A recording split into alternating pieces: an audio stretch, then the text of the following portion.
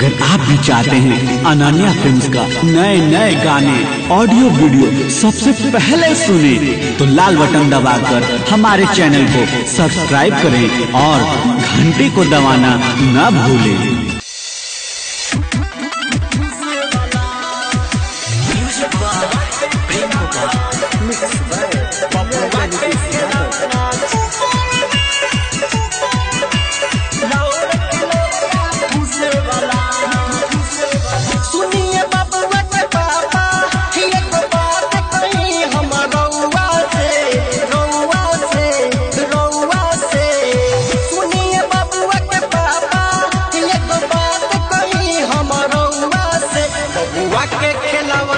चूसे वाला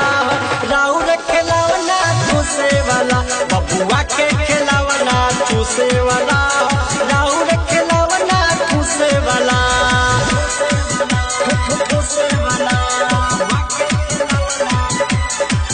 बबुआ के खिलावना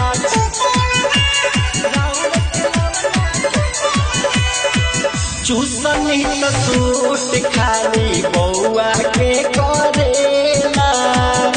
उठ जाई दे हम जदी रउआ के धरेला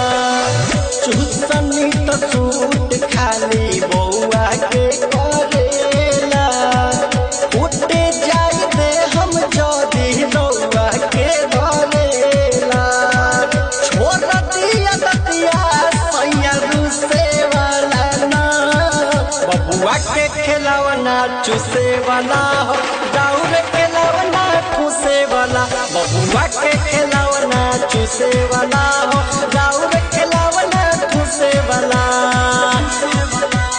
चूसे वाला रिकॉर्डिंग बाय एमएस बबुआ के खिलावना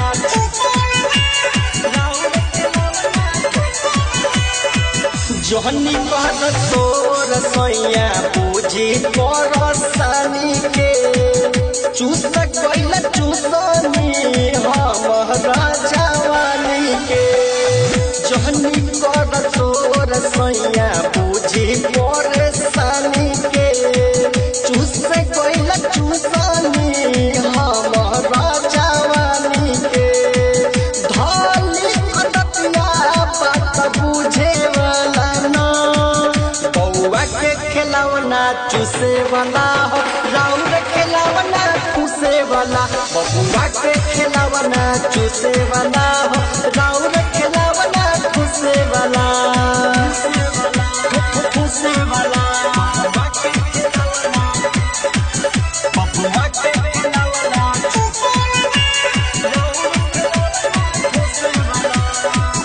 राइटर राजा बाबू अब के समझाई के बनौले बारे ही साला गाई के उमर हसती से अब के समझाई के बनौले बारे ही साला गाई के अशोक दीवाना मांगे चूसे वाला ना बबुआ के खिलावना चूसे वाला हो राउर खिलावना चूसे वाला बबुआ के खिलावना चूसे वाला हो राउर खिलावना चूसे वाला अरे बुझलिए।